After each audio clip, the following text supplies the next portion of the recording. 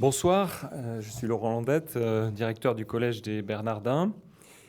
Alors, je vous souhaite la bienvenue à vous, public qui nous suivez en direct sur le site du Collège des Bernardins, sur la chaîne YouTube du Collège des Bernardins et via Zoom pour les avocats au titre de la formation continue.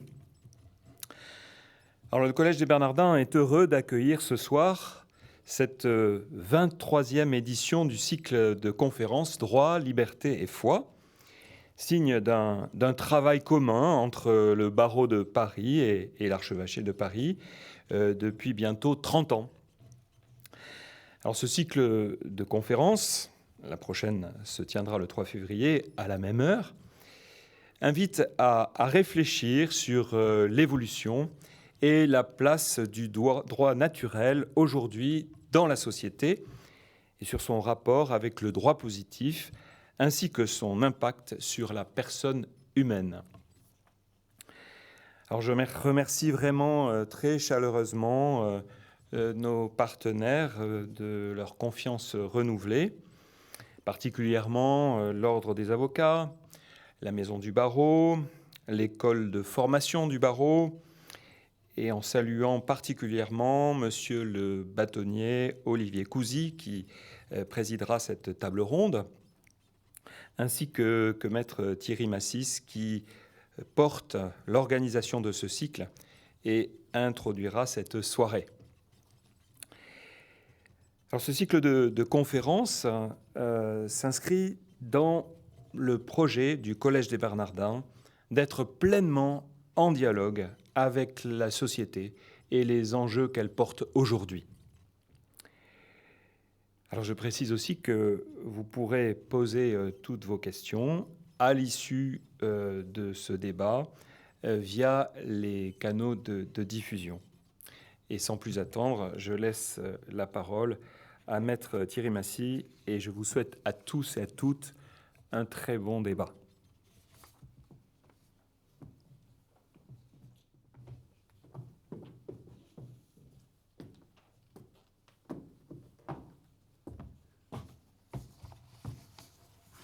Monsieur le directeur du Collège des Bernardins, monsieur le bâtonnier qui va sûrement arriver très vite, mes chers amis, nous vous remercions tous de nous avoir rejoints sur le site des Bernardins et du barreau de Paris.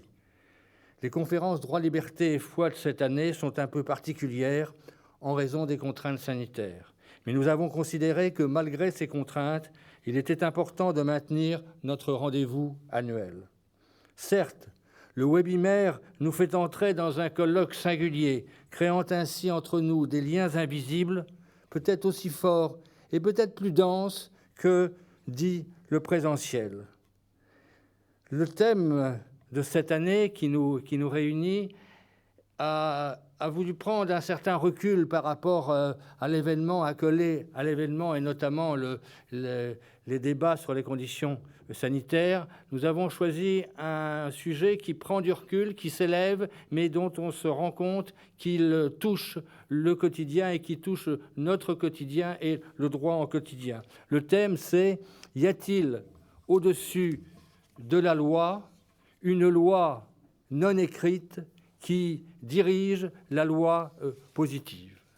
Cette question nous renvoie à la place du droit naturel dans notre société. Depuis des temps immémoriaux, l'école du droit naturel, monsieur le bâtonnier, bonsoir, l'école du droit naturel, incarnée notamment par Platon, Cicéron, Aristote, saint Thomas d'Aquin, Grotius enseigne, il existe un droit supérieur épris de justice qui transcende la loi positive et s'exprime à travers le fameux dialogue de Créon, le fameux dialogue entre Créon et Antigone dans la pièce de Sophocle.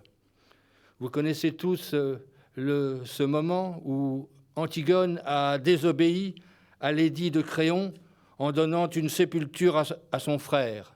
Et elle se justifie de la manière suivante : « Je ne pensais pas que vos ordres puissent prévaloir sur la volonté des immortels, sur ces divines lois qui ne sont pas écrites et ne sauraient être effacées. » Le droit naturel participe de ce courant philosophique idéaliste qui affirme qu'au-dessus de l'ensemble des règles positives, des règles de droit positif, le droit constitue, il y a une sorte d'idéal de justice qui appartient au domaine du droit et offre aux hommes le moyen de contester la loi injuste. Et l'exemple typique, c'est la résistance à l'oppression dont on reparlera. Le droit naturel est une réponse au droit positif qui énonce qu'il n'y a pas de droit autre que celui qui résulte de la réalité. C'est la vision positive. La loi est la loi, point à la ligne. Il n'y a rien qui existe au-dessus de la loi. Le droit naturel insuffle notre droit positif. La Déclaration des droits de l'homme se réfère expressément au droit naturel, à l'existence des droits naturels dont les trois principaux, si je puis dire, c'est la liberté, la sûreté, la résistance à l'oppression. Pendant plus d'un siècle, l'école du droit positif a dominé notre système juridique. Mais aujourd'hui, nous assistons à une renaissance du droit naturel à la suite des tragédies de la Deuxième Guerre mondiale.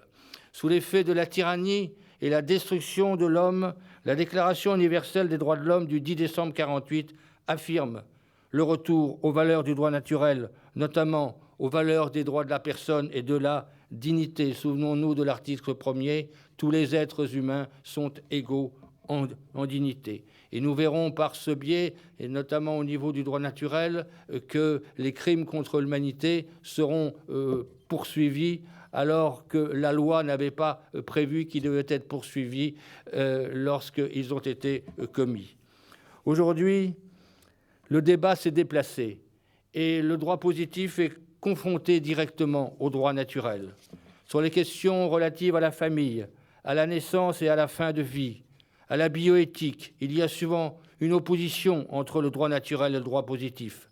Et le philosophe Pierre Manin estime par exemple que sur l'euthanasie, il y a une opposition entre le droit naturel et la volonté de la société de ne pas respecter le commandement fondamental « tu ne tueras pas ». Pour évoquer la place du droit naturel et la problématique, notre cycle consacre 2 conférences. La première s'interroge sur les origines du droit naturel, sa fonction par rapport à la loi positive. La deuxième conférence s'interroge sur les incidences des droits naturels sur la personne humaine. Je voudrais, avant d'en terminer, vouloir saluer la mémoire de 2 grands intervenants du droit, liberté et foi. Théo Klein, qui est décédé cette année et qui a joué un rôle fondamental sur l'ouverture du droit, liberté et foi, sur la réflexion sur la réflexion sur l'œcuménisme en tant que tel. Il était très lié au cardinal Lustiger. Et la deuxième personne, c'est le professeur Philippe Mallory, qui s'est donné d'une manière tout à fait remarquable pour que ce cycle fonctionne. Il est intervenu à plusieurs reprises et je souhaite que nous saluons leur mémoire. Enfin, mais peut-être que monsieur le bâtonnier le refera sûrement, je tiens à remercier toutes les équipes du barreau et des Bernardins pour avoir monté sans difficulté, avec difficulté, ces soirées. Et aussi, je tiens à remercier KTO et le père Jean-Baptiste Arnaud, qui toujours aujourd'hui se donne énormément pour que chaque année le lien se fasse et se mette en place ce droit, liberté et foi.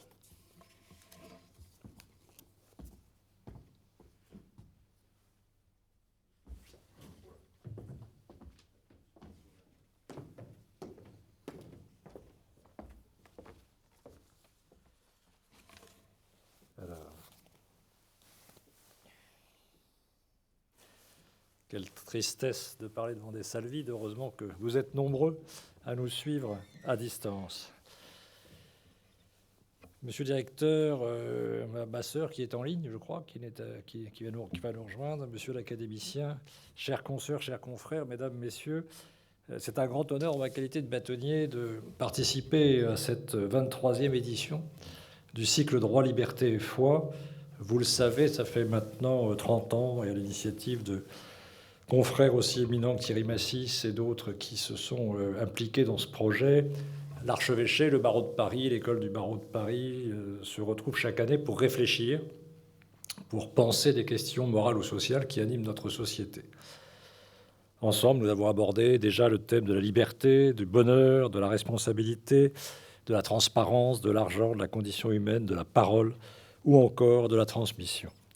À chaque fois, ce fut l'occasion de conversations éclairées, offrant l'opportunité de faire se rencontrer des personnes d'opinions différentes, de faire créer ce débat, cette discussion dont nous savons qu'elle permet de faire avancer les choses et surtout de prendre une pause dans nos existences trop occupées pour remettre en perspective notre vie et l'avenir ou ce qui guide nos pas. Je veux vous dire que je suis très fier que nous poursuivions ce combat dans des conditions particulières de cette pandémie qui, d'ailleurs, pose et met en cause la question de nos libertés. Et cette année, plus que jamais, notre rendez-vous est nécessaire. Il est même salutaire. Le retranchement auquel nous sommes confrontés du fait du confinement stimule cette nature humaine parfois négative qui nous menace de transformer nos certitudes en vérité et de les imposer à chacun ou en tout cas à l'autre. Il faut résister à cet élan et poursuivre le débat, prendre le temps d'aller en profondeur, oser aborder les sujets. C'est ce que nous allons faire ce soir grâce à nos intervenants.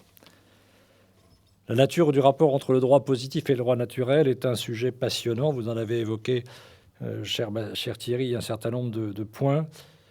Il y a des perspectives sociologiques, il y a des perspectives philosophiques, il y a des perspectives spirituelles, et nous serons exposés dans l'occasion du débat tout à l'heure. Je voulais insister sur la perspective politique. Depuis quelques années, nous vivons dans un état d'urgence permanent, renforcé, à la fois urgence terroriste, urgence sécuritaire, aujourd'hui urgence sanitaire, et en parallèle, les lois qui sont présentées par le gouvernement s'accumulent pour renforcer un arsenal avec des décisions, des règles qui nous dépassent pour la plupart, ou en tout cas que nous avons du mal à percevoir ou à vivre. Nous évoluons donc dans un monde de droit positif où le droit n'a jamais été aussi dense. La question est de savoir si c'est un monde plus juste. Un monde avec plus de droits est-il un monde plus juste ? Si l'on s'en tient au sondage d'opinion, la réponse est non, parce que la sécurité, l'injustice, la violence sont des sentiments qui sont aujourd'hui partagés, peut-être plus encore qu'avant, par les Français. Et ainsi aussi, la justice est suspectée d'être expéditive, d'être trop lente, d'être désincarnée, d'être inefficace.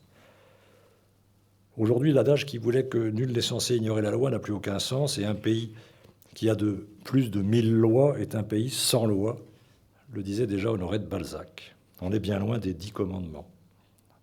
En réaction, on constate un retour du droit naturel, mais pas forcément sous son aspect le plus positif.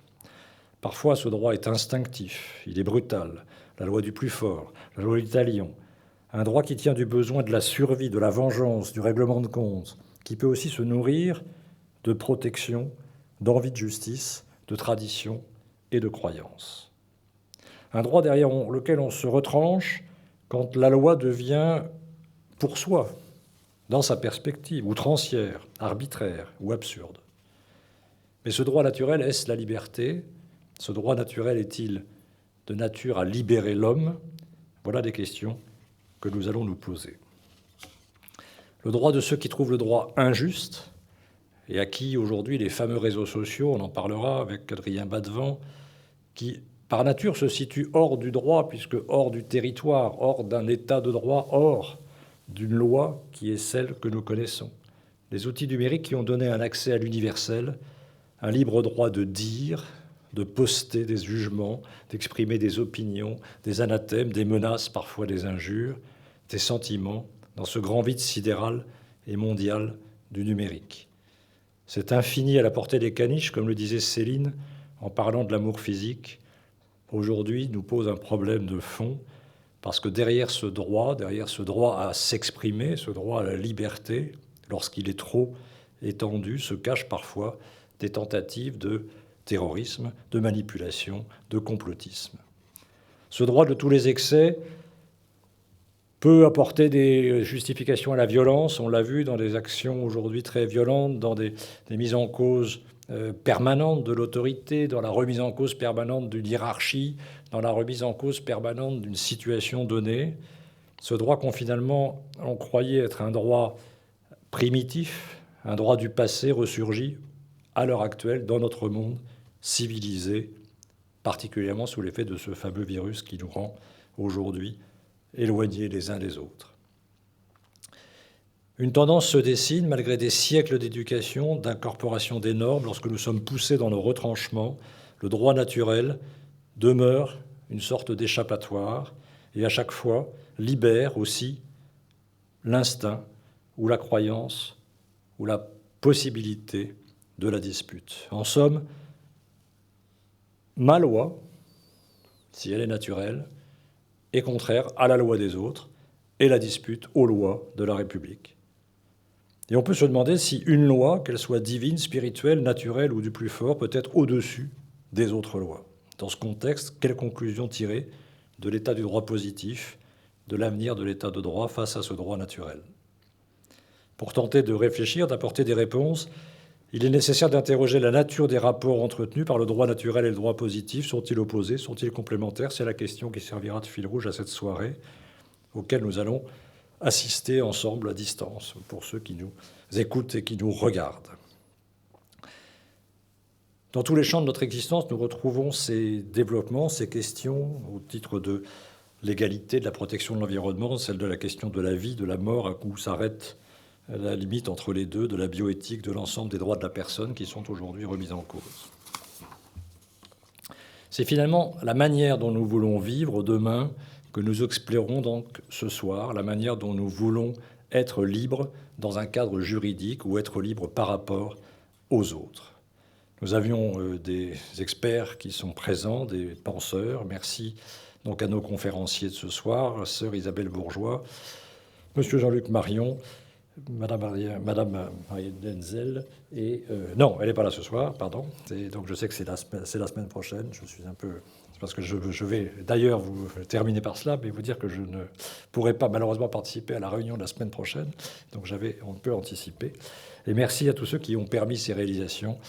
Merci à Xavier Delcros, Thierry Massis, Monsieur Laborde, le Père Jean-Baptiste Arnaud, vous l'avez cité, cher Thierry. Je tiens à remercier évidemment Monseigneur Aupetit pour son accueil et pour la capacité que nous avons à perpétuer cette belle tradition. Je vous souhaite une très belle soirée. Merci beaucoup.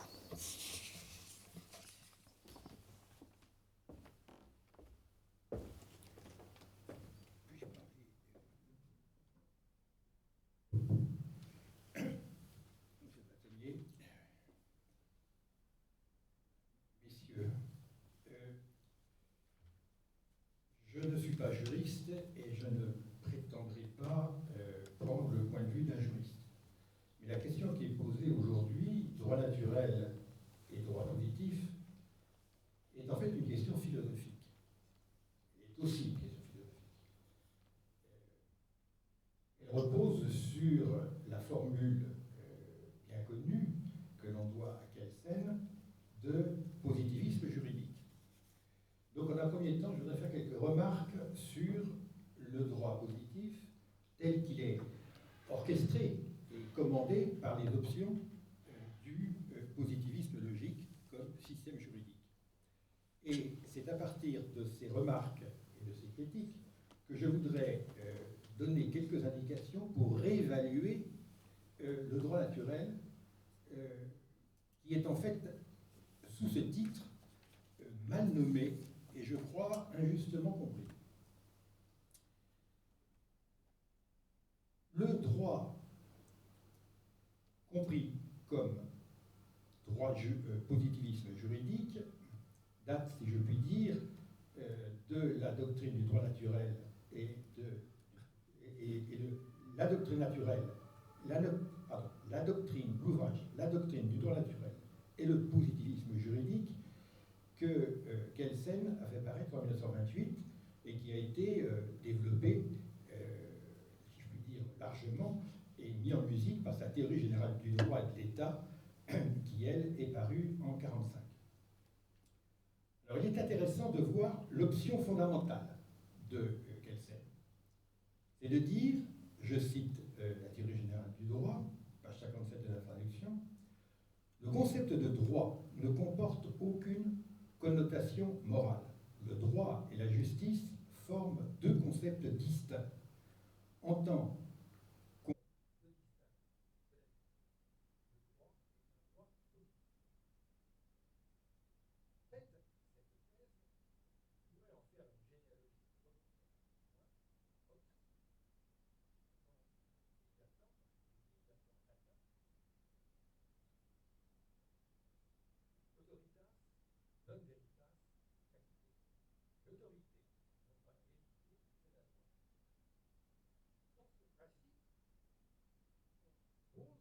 possibilité d'un droit sans justice. Il n'est pas besoin d'évoquer ici Antigone et Créon, bien entendu, c'est une référence, mais c'est une thèse fondamentale.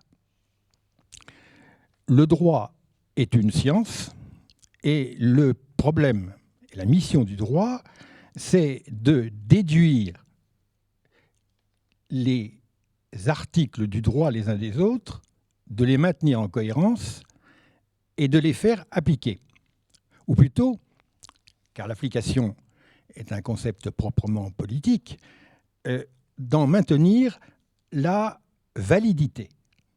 Alors, ce principe de validité veut dire que on fait abstraction, je cite toujours Kelsen, des jugements de valeur moraux et politiques, des jugements de justice en particulier, qui se fondent sur des idéologies qui, contrairement aux jugements de valeur juridiques, ne correspondent pas à une réalité sociale précise. C'est-à-dire que pour Kelsen, tout jugement qui se prétend un jugement de justice repose sur des valeurs extrêmement floues, indéterminées, ou bien trop nettement déterminées par les groupes de pression qui les évoquent, et ne repose pas sur une réalité sociale précise. La conséquence, c'est que le droit, comme système du droit, ne concerne et n'inclut dans l'ordre juridique, dans la déduction des propositions juridiques, que ce qui peut se comprendre de manière scientifique. Alors c'est un point essentiel, et c'est ce qui explique la notion de positivisme. Il y a un domaine objectivable, c'est celui du droit. La justice n'est pas objectivable, et donc elle n'entre pas dans la définition du droit. Il en résulte que le système du positivisme logique établit un ordre qui n'a ni besoin ni ambition d'atteindre la justice. Je cite encore Kelsen, 86 de la théorie générale du droit, un ordre impersonnel et anonyme, telle est la norme. Le droit est donc un ensemble de normes, mais pas un ensemble de normes prétendant à la justice, laquelle est objectivement indéfinissable. Alors, ce qui est étrange ici, c'est que Kelsen n'était en aucune manière, enfin Kelsen était un démocrate, parlementariste, infiniment plus proche de l'idéal démocratique de la République de Weimar, et pourtant, c'est sa doctrine, plus encore que celle de Schmitt, qui permet de justifier, au nom de la non-justice, je ne dis pas l'injustice, de la non-justice du droit positif, de conclure, je cite toujours la théorie du droit, page 48 de la traduction française, c'est 1.6, je cite, « Le droit de certains États totalitaires autorise le gouvernement à enfermer dans des camps de concentration des personnes dont la mentalité ou les tendances ou la religion ou la race lui sont antipathiques et à les y contraindre aux travaux qui lui plaît, voire à les tuer. Si énergiquement que l'on puisse condamner de telles mesures d'un point de vue moral, Kelsen en est tout à fait d'accord, que c'est condamnable, on ne peut cependant pas les considérer comme étrangères à l'ordre juridique de ces États. » Et il se réfère aux lois de 1934 qui, justement, ont inauguré à la fois l'antisémitisme et les camps de concentration, en disant que, d'une certaine manière, c'est parfaitement légitime du point de vue du droit, du système du droit, du positivisme juridique, que de considérer ceci comme des normes. Alors, les dérives de cette conception sont aussi visibles que ses avantages. Les avantages consistent à faire du droit un système d'organisation sociale qui est en fait le fondement de l'État au sens hegelien, et donc mis en œuvre par un système qui est de normes cohérentes entre elles, de normes qui donc relèvent de l'administration des choses, car les choses seules sont objectivables, et non pas du gouvernement des gens, des personnes. Bon, Grotius est évidemment dans l'arrière-fond, comme celui à qui on s'oppose. Alors, je pense que l'on doit poser plusieurs questions. Premièrement, à propos du positivisme. Bon, la grande force du positivisme juridique, c'est de dire que justement, il est positif. Il parle de ce qui est objectivable et de ce qui est un positum, un donné. Les données sociologiques, économiques, politiques, internationales, et c'est cela qui est réglé par le droit. Mais comme l'a reproché un ancien élève de Kelsen, l'un des plus célèbres, Vögling, comme il lui a reproché après la guerre, c'est la notion de positum, de ce qui est posé, qui est parfaitement discutable. Parce que pour Kelsen, n'est posé que ce qui est objectivable. Or, même dans la tradition philosophique allemande, dont il dépend largement, le positif, le positum chez Kant, chez Hegel, chez Fichte, c'est précisément ce qui n'est pas objectivable.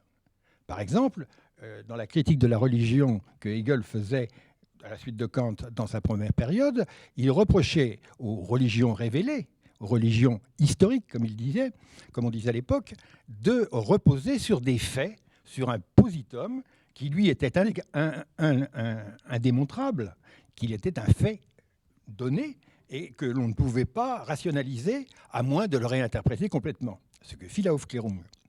Mais justement, le fait, le propre du positum, c'est qu'il est donné, et donc, s'il n'est pas objectivable, ce n'est pas parce qu'il n'est pas réel, ce n'est pas parce qu'il est flou, c'est parce qu'il est antérieur à celui qui le considère, qui veut le régler, qui veut se régler sur lui, qui veut en tirer des normes. Donc, on pourrait dire que le positivisme juridique, en un sens, n'est ni positif ni juridique. Je m'explique. Il n'est pas juridique parce qu'il pose que le droit n'a pas de rapport avec la justice, ce qui est une thèse radicale quand on y songe. Que le droit peut s'exercer, et s'exercer d'autant plus efficacement, qu'il ne s'enquiert pas de savoir s'il respecte une justice absolue. Une justice qui serait un positum, justement. Et deuxièmement, il n'est pas positif parce que ce qu'il appelle le positif, c'est ce qui est déjà objectivé. Or, comme on sait maintenant, il y a un paradoxe qui fait que tout objet est subjectif. C'est apparemment un paradoxe, mais un objet, philosophiquement parlant, c'est ce qui est constitué par un sujet. Et les sciences se constituent des objets grâce à l'activité de leur méthode et par le choix des paramètres qu'elles respectent justement comme le champ, pour définir le champ de leur investigation légitime. Mais l'objet, il n'y a rien de plus subjectif. Donc on pourrait dire que le positivisme juridique est, si je puis dire, une double contradiction. Alors, face à une contradiction à propos du positum, c'est-à-dire qu'il n'y a pas de données antérieures à la rationalisation, ce qui n'est pas vrai. Ce qui n'est pas vrai, vous en avez parlé très bien, M. Bâtonnier, en parlant de la crise de la sécurité, événement historique du terrorisme, qui est un positum avec lequel on doit se débrouiller, même si on ne comprend pas sa signification. De même, la crise sanitaire est une crise précisément parce que c'est un positum que nous ne comprenons pas et que nous ne maîtrisons pas. Les revendications de justice individuelle violentes, incontrôlables, sont justement un positum, et le politique doit faire avec et essayer de trouver de la justice là. Pas dans les règlements, mais là d'abord. Bon. C'est pourquoi nous avons une difficulté. Donc, il y a plusieurs questions qui se présentent ici.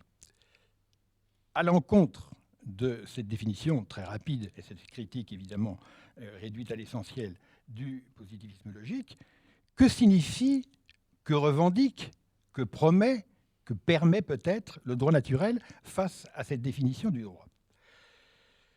Le droit dit naturel n'est pas d'abord naturel. Je veux dire par là qu'il est essentiellement politique si l'on s'en tient, par exemple, à Aristote.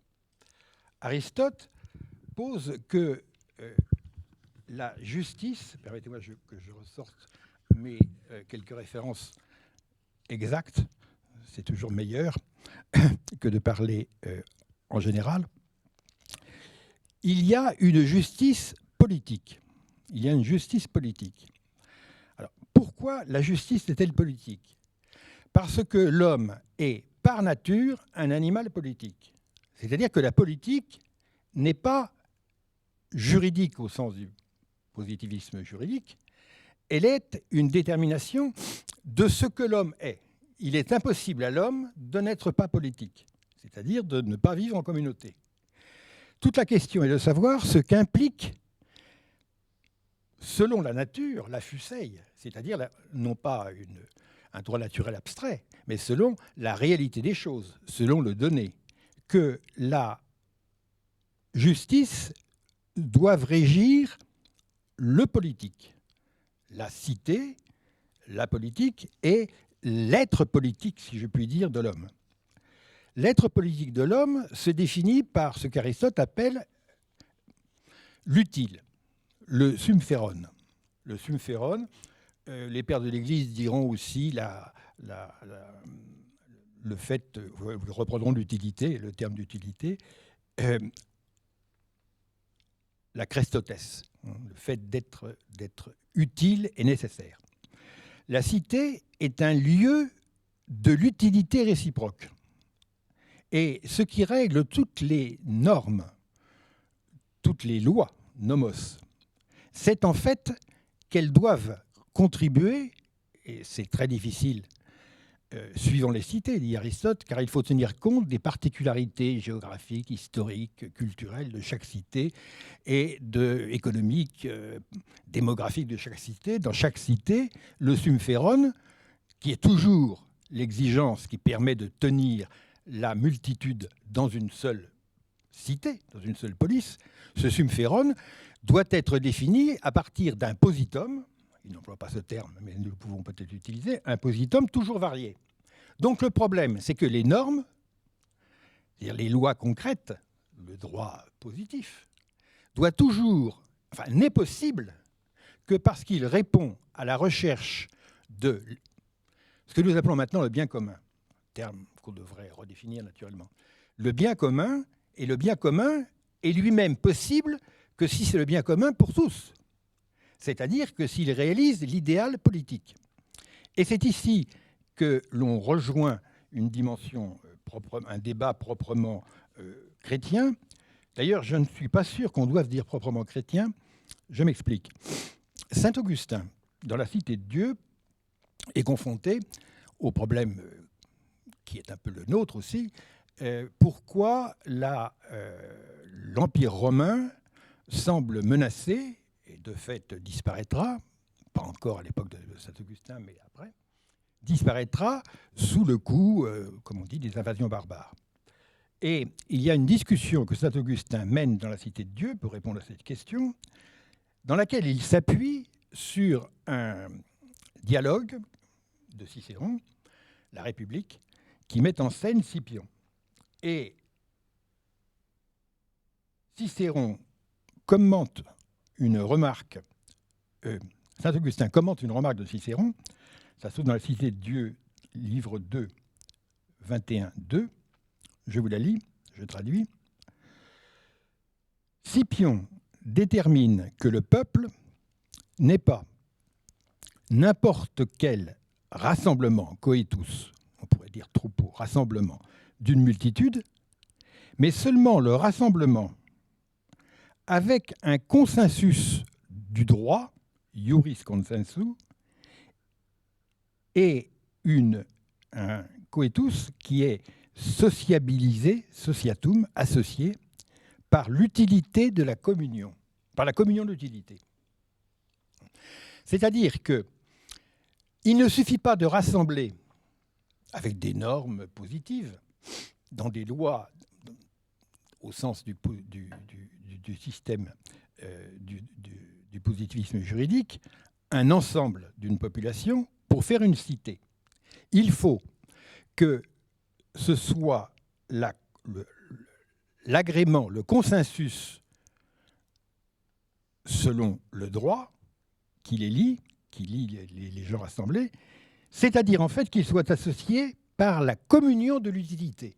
Alors c'est très intéressant de voir que le terme de communion est utilisé, non pas par saint Augustin, mais d'abord par Cicéron.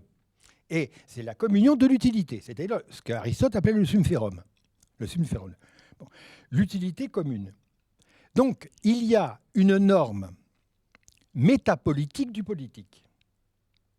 Une norme métapolitique du politique. Alors, on peut dire que la modernité, c'est pourquoi je remontais à Hobbes, après la dissolution, disons, du consensus entre les nations chrétiennes, après les guerres de religion, jusqu'à l'établissement des États westphaliens, après la paix de Westphalie, il y a eu un moment où le fondement métapolitique du droit n'a plus été la justice comme telle, mais a été l'autorité du prince. Et c'est dans ce système que nous sommes peut-être en train de sortir, et on pourrait dire que Kelsen, et tout ce qui s'ensuit, n'est que l'ultime aboutissement de la négation de la dimension métapolitique, la communion dans l'utilité et le consensus du droit de la politique, de la police, de la cité. C'est ceci qui est en cause. Et donc, ce constat étant fait, ce sera mon dernier point, on peut dire, mais quel est donc le fondement métapolitique de l'ensemble juridique des normes? Quel est le lien entre la norme juridique et la justice? La justice est-elle définissable? La réponse est que la justice n'est pas définissable. La justice n'est jamais l'objet d'une science.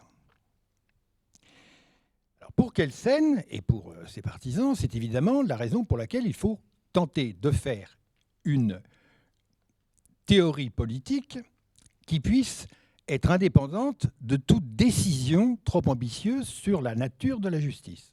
C'est pourquoi Kant disait qu'un bon système politique, ce serait un système qui permettrait d'établir des normes, une manière de réglementation juridique, même dans un peuple de brigands. C'était en fait une citation de saint Augustin qui pose la question, si l'on enlève la justice, que sont les règnes sinon des grands brigandages? Cité de Dieu 4. Alors, ce dont nous rêvons à l'intérieur du positivisme logique, c'est d'avoir un système de normes qui serait valable même si nous étions un peuple de démons, pour parler comme Kant, ou même si nous n'avions aucun concept, aucune notion de la justice. C'est exactement ce que nous essayons de faire quand nous essayons de réglementer la violence, que nous essayons de réglementer l'inégalité, que nous essayons de réglementer d'une certaine manière les écarts de revenus, etc. Que nous essayons de réglementer la liberté religieuse. Nous considérons que tous les citoyens sont des brigands et que néanmoins, c'est-à-dire qu'on ne peut pas invoquer la justice parce que personne ne sait ce que c'est, et qu'il faut donc faire des normes et des règlements à la place, et que tout en restant des brigands, si je puis m'exprimer ainsi, nous allons être des citoyens justes dans une société juste et démocratique, fraternelle, une société libérale extrêmement avancée.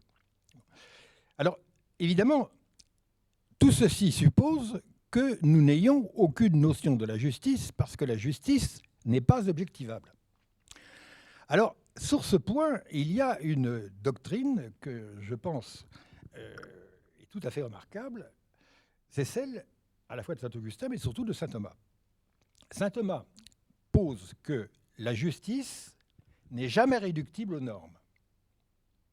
Et donc, aucune constitution d'aucune cité, aucun système politique ne peut, en tant que tel, atteindre la justice.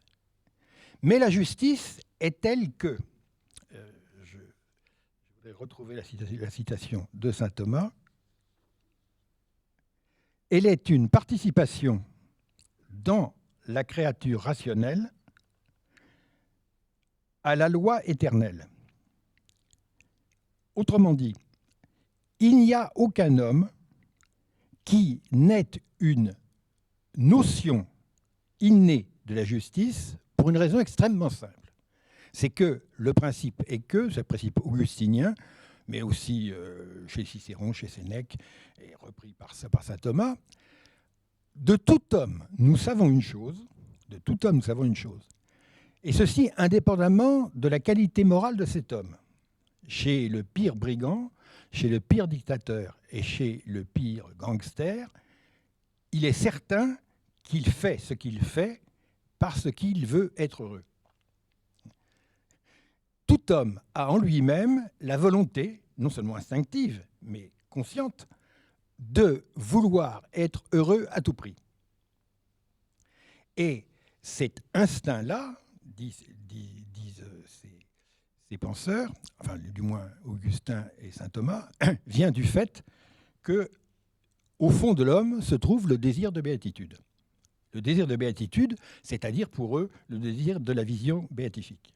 Mais le désir de béatitude est indiscutable, instinctif, irrépressible. Et nous pouvons dire que tous les désordres de nos sociétés sont tous fondés sur le désir de béatitude. Et si vous demandez à vos pires ennemis politiques ce qu'ils veulent, ils veulent la même chose que vous. Ils veulent être heureux et rendre les hommes heureux. Donc le désir de béatitude, contrairement à ce que dit Kelsen, n'est pas une valeur abstraite, vide, et que l'on ne peut pas tenir on ne peut pas prendre en compte dans un raisonnement juridique. Elle est un test absolu de toute norme juridique. Toute norme juridique n'est applicable, n'est, comme vous l'indiquiez, admissible par les administrés ou les sujets du droit, que dans la mesure où le sujet de droit reconnaît dans cette norme un lien avec le désir de béatitude, le bonheur, si l'on veut. Le désir de béatitude est, si je puis dire, l'indice, enfin, non, ce qu'on appelle la justice, sans savoir ce que c'est, est seulement l'indice du désir de béatitude. Et la difficulté du droit, c'est qu'il doit toujours, d'une certaine manière, dans ces normes, dans les normes qui sont indiquées, il doit toujours, pour apparaître, comme on dit, juste ou injuste, faire sentir qu'il s'ordonne au bien commun, c'est-à-dire au désir de béatitude de tous. Et la grande faiblesse des discussions juridiques, c'est que la norme n'est jamais finalisée. La norme n'est jamais finalisée.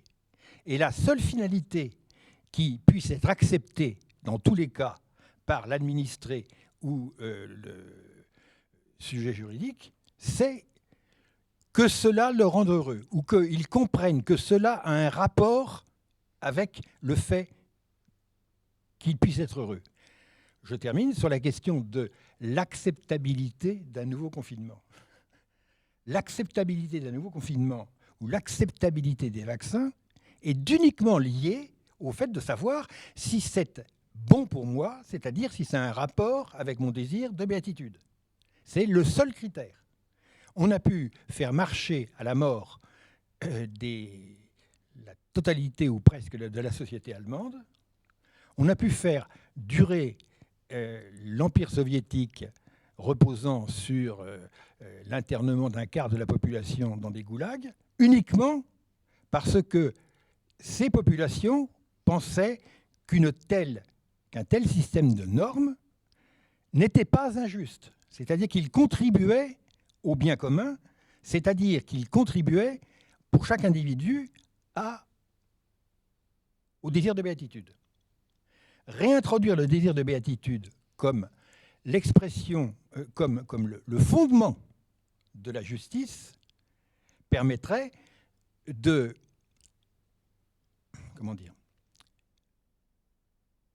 de mettre un terme non seulement à l'inflation du droit positif, mais surtout au fait que le droit positif n'accroche plus, patine.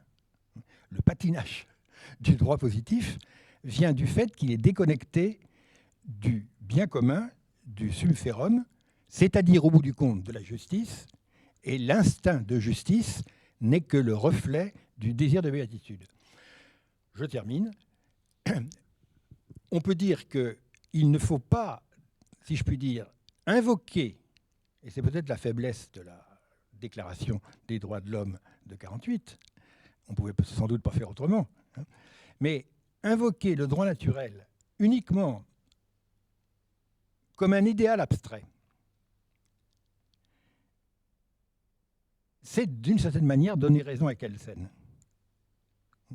Il faut le prendre comme un idéal absolument concret. Alors bien entendu, ici, on me dira que là, je suis en train de passer à la théologie. D'abord, la théologie fait partie du débat rationnel. Elle n'en est pas exclue. Alors que la culture théologique soit faible dans les élites explique qu'ils ne considèrent que la théologie ne fait pas partie du débat rationnel, mais c'est une faiblesse culturelle. Et d'autre part, peut-être que la question du désir de béatitude n'est pas seulement de théologie chrétienne. Cette question de vouloir être heureux, cette question universelle que l'on peut poser à tout le monde, saint Augustin disait qu'on peut la poser à n'importe quel païen et qu'il répondra à la question « Voulez-vous être heureux à tout prix ?» Il répondra toujours « oui ». Donc ça n'est pas une question, c'est une question qui peut venir des théologiens, mais c'est une question qui s'adresse à tout le monde. Théologien éduqué ou pas, croyant ou pas, chrétien ou pas, la question n'est pas là. Les terroristes font ce qu'ils font parce qu'ils veulent être heureux. Donc la véritable question n'est pas d'appeler le droit naturel pour l'opposer au système juridique positiviste, mais de mesurer le lien entre la norme et la justice et de faire reposer la justice sur un instinct absolument indéracinable qui est l'instinct de la béatitude.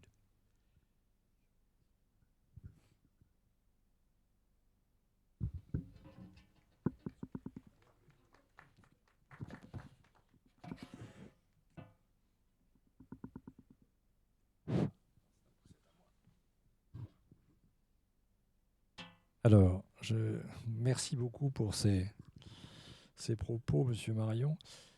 Donc l'orateur ou l'oratrice suivante, c'est vous, ma sœur. Et donc, c'est moi. Cède la parole sur ces poursuites de nos débats. Est-ce que c'est allumé? C'est allumé, je crois. Il suffit de parler devant et ça marche. Alors, tout va bien. Donc, c'est à moi la suite, et c'est une suite d'une tonalité tout à fait différente. Je vais parler donc avec une double expertise, celle à la fois de psychanalyste, j'exerce depuis une vingtaine d'années. Et puis, j'ai été très longuement aumônier de prison à Fleury-Mérogis, chez les hommes. Et j'ai travaillé auprès du contrôleur général des lieux de privation de liberté à ses débuts, voilà, pendant 5 ans. Alors, ces expériences-là ont cultivé en moi, j'allais dire, un certain regard sur l'humain et la façon dont il est traité. C'est de cela dont je vais parler ce soir. Et c'est à partir des premiers mots, j'allais dire, de la question de l'argument, y a-t-il une loi au-dessus des lois, que je vais essayer de dire quelque chose. La première, c'est cette question va me permettre de vous partager à la fois les colères, les déceptions, mais aussi les espérances que mon contact avec le concret, j'allais dire des effets de la loi sur les hommes et les femmes que j'ai rencontrés, que tout ça a fait mûrir en moi. J'ai d'ailleurs écrit quelques livres sur le sujet. Alors je vais retenir 2 acceptions de ces quelques mots-là, la loi au-dessus des lois. D'abord, une première exception qui sera une loi au-dessus des lois en tant qu'elle se croit ou se pense au-dessus de la loi. Et puis une autre acception, une loi au-dessus des lois en tant qu'elle en est au fondement. Alors je commence par une loi au-dessus des lois en tant qu'elle se croit, se pense au-dessus des lois. J'allais dire qu'on la trouve partout, dans la vie de tous les jours, avec tous ceux qui pensent que la loi, d'une certaine façon, ne les concerne pas, ou qu'ils peuvent en aménager les contours, suivant leur bon vouloir. Partout et tout le temps, nous sommes témoins de cela. J'allais dire dans la vie courante. Voilà. Les atteintes, je dirais, au code de la route, au non-port du masque, à tout ce qu'on veut, bon, bref. Mais aussi dans le quotidien des familles, avec la violence faite aux femmes, aux enfants, etc. Et puis évidemment, dans le quotidien des lieux de privation de liberté.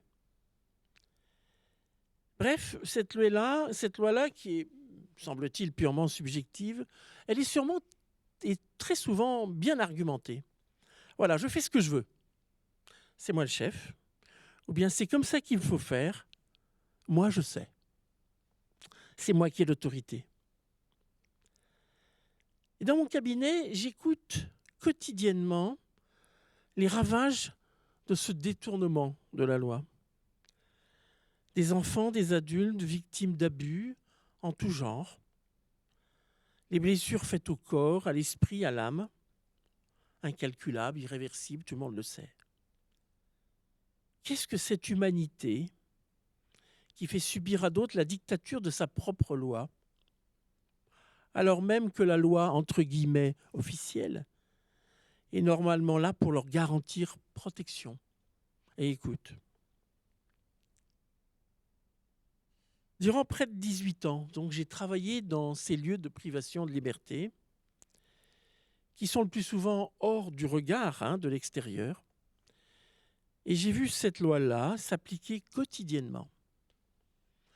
Le secret, l'entre-soi, favorise ces attitudes. Et je dois dire que lorsque je suis rentré comme contrôleur auprès du contrôleur général des prisons, j'ai pensé trouver là un lieu qui me permettrait peut-être d'aller voir comment, de manière peut-être plus officielle, oui, comment cette application de la loi se vit, ne se vit pas, et quelles en sont effectivement toutes les conséquences. Au contrôle général, il y a quelques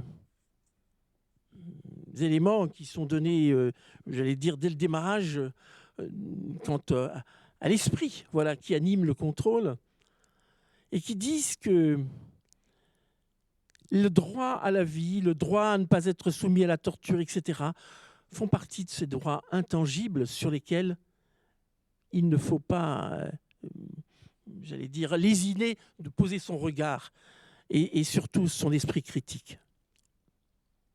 On le sait bien tous. Hein. Une personne détenue, un malade psy, un gardé à vue, un étranger sans papier. Bref, toute personne vulnérable sans vraiment de défense, toutes ces personnes sont la cible de toutes sortes de dérives possibles. Il est donc fondamental qu'une autorité puisse essayer de veiller au respect, du respect de ses droits fondamentaux. Mais pour autant, j'allais dire que l'expérience, même au bout de quelques années, m'a montré combien c'est un travail sans cesse à refaire et que finalement, je ne sais pas très bien à quoi on aboutit avec ce contrôle-là. Dieu sait si on a fait un nombre de rapports, que tout ceci a été bien lu, et qu'on nous a dit, oui, bien sûr, tout ça va changer. Bon. Ces dérives qui sont bien connues, mais si peu prises réellement en compte, elles entachent, j'allais dire, le quotidien de vie de ces personnes privées de liberté.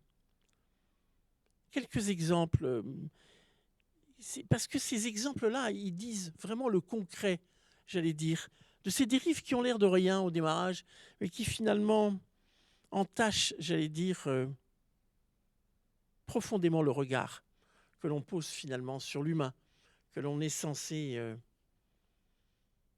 j'allais dire, accompagner, protéger. Bon.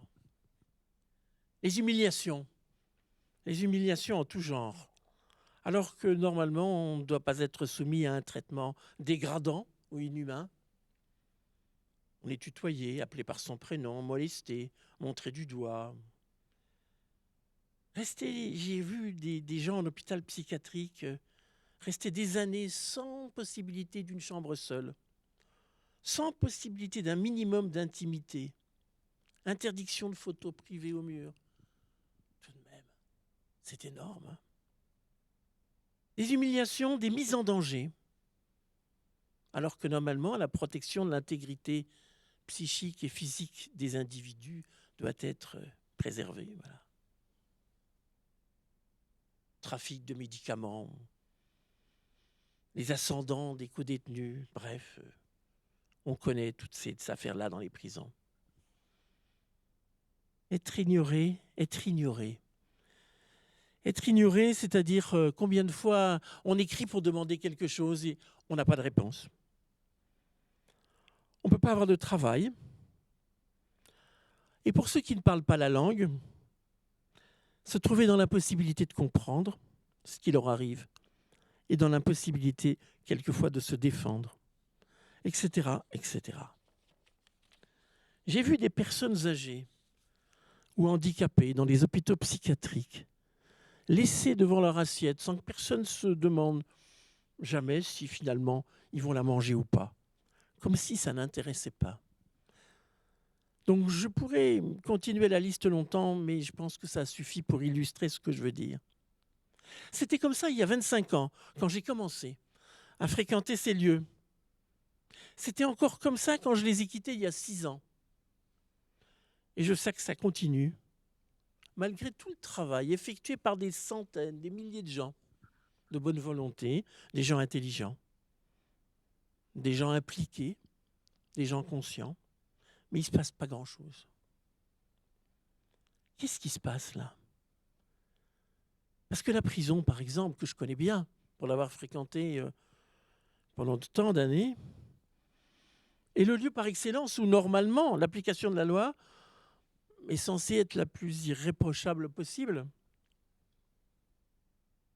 Je crois qu'il y a dans la culture pénitentiaire notamment quelque chose de difficile à combattre. Comme si dans ce lieu, il fallait remettre de la peine à la peine. Ils sont en prison, me disent-ils souvent. Il ne faut pas qu'ils l'oublient. D'ailleurs, tout est fait pour qu'ils ne l'oublient pas. Je me demande si, en tenant de tels propos, d'ailleurs, il y a fort à parier, mais ça c'est la psychanalyste qui parle, que ces personnes disent aussi quelque chose d'elles-mêmes. C'est un peu troublant quand même, voilà. Mais bon, je ne suis pas naïve. Et la dénonciation de l'application de la loi ne me met pas pour autant du bon côté. Il y a des justes combats, il y en a d'autres qui le sont moins.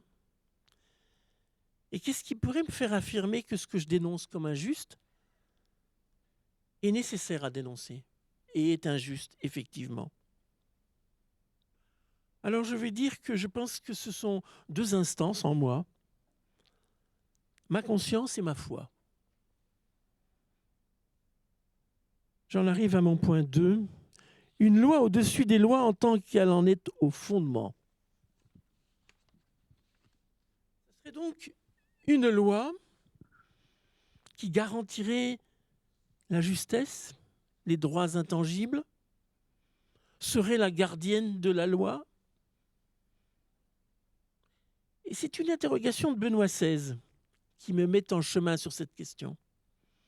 Il dit, dans un message pour la Journée mondiale pour la paix en 2008, « Comment, non sans perplexité ni incertitude, l'homme peut arriver à découvrir, au moins dans ses lignes essentielles, cette loi morale commune qui, au-delà des différences culturelles, permet aux êtres humains de se comprendre entre eux en ce qui concerne les aspects les plus importants du bien et du mal, du juste et de l'injuste.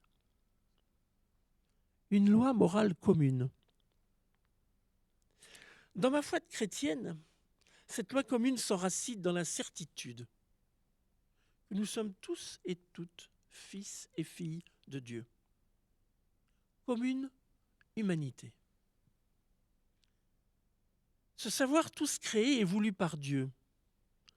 Certes, c'est un postulat de foi, c'est le postulat de ma foi.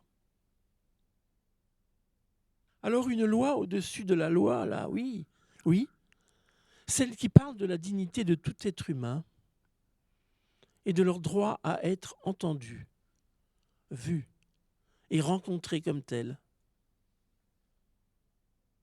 Parce que l'humain que j'ai rencontré dans les lieux privatifs de liberté est trop souvent un humain que la loi a abandonné.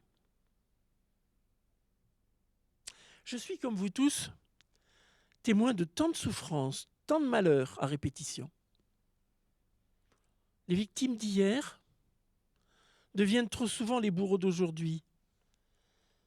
Il y a là un cycle infernal auquel la justice des hommes ne semble pouvoir opposer le moindre remède. Si le feu s'éteint d'un côté, il se rallume d'un autre. Nous n'en avons pas fini avec le mal que nous sommes capables de nous faire les uns aux autres. Alors il peut y avoir la tentation de désespérer, de jeter l'éponge et de se dire que cela nous dépasse, me dépasse. Oui, au cœur de toute loi, n'y a-t-il pas l'homme en tant qu'il est blessé, qu'il souffre et a besoin d'être protégé, entendu, défendu? Je dirais la même chose de mes patients et de leur histoire de vie, qui les conduisent à venir consulter quelqu'un qui les écoute et les aide à retrouver la dignité due à tout être humain. Quelqu'un qui a violé, qui a été méprisé, battu, rejeté, quelqu'un qui a été violé aussi. Tous ont un immense besoin de savoir que quelque part, quelqu'un peut l'entendre et le croire. Est-ce que le juste est ce que la loi prescrit? Je ne sais pas. Il semblerait que non quand même. Mais ce qui m'intéresse davantage, c'est de savoir si le juste est dans la façon dont elle est appliquée ou non.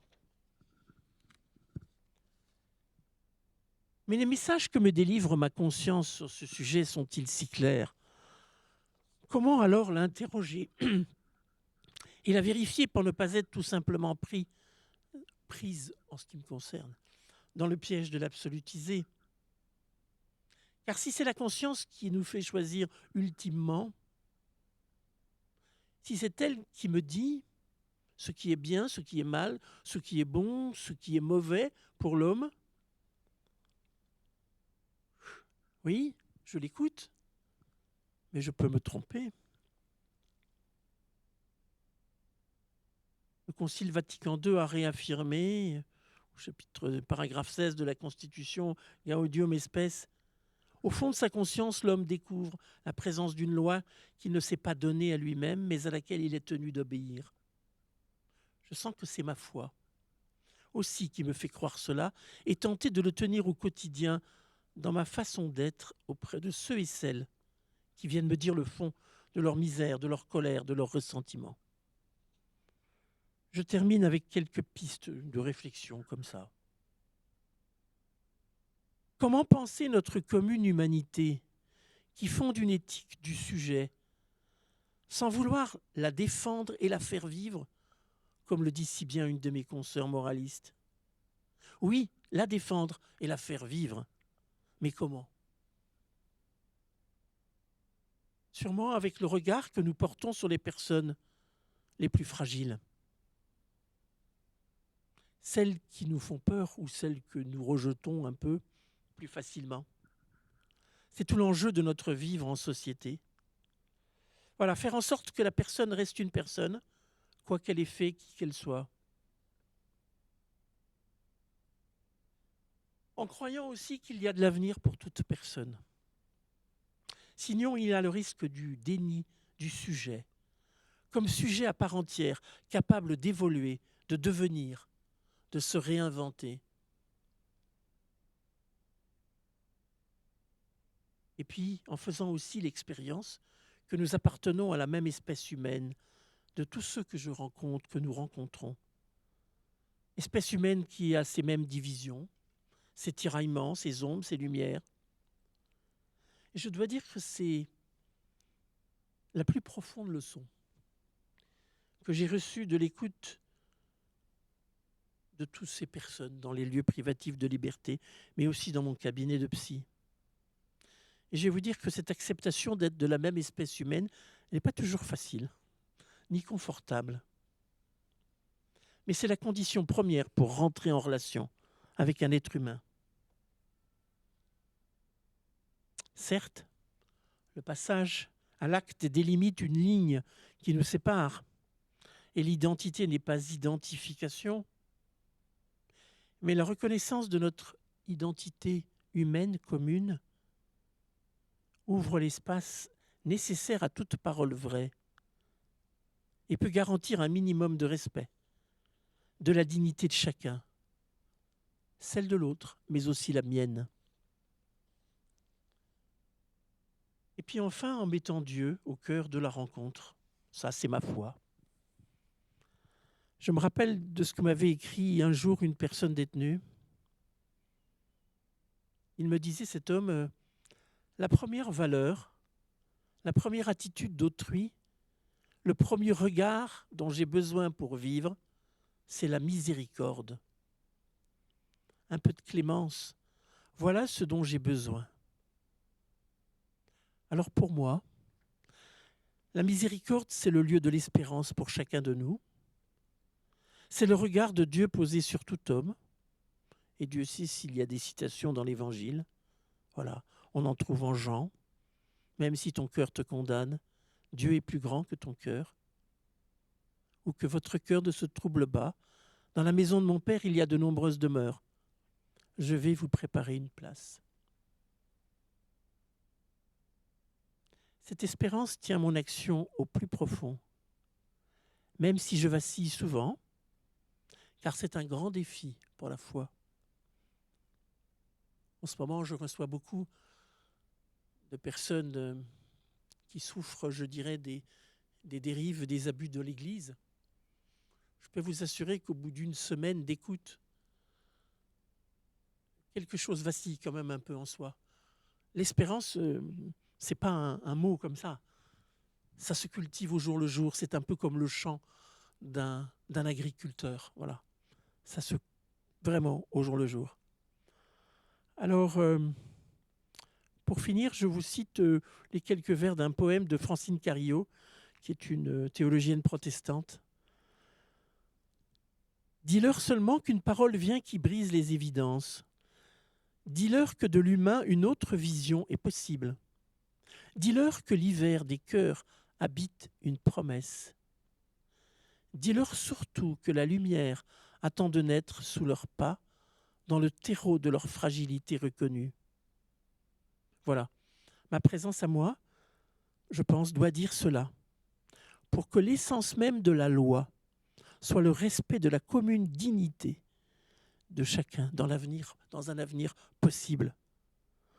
Alors il y a des jours où c'est extrêmement complexe, tellement le visage humain est enfoui derrière une histoire trop crue, trop terrible. Pourtant, c'est mon acte de foi. Merci.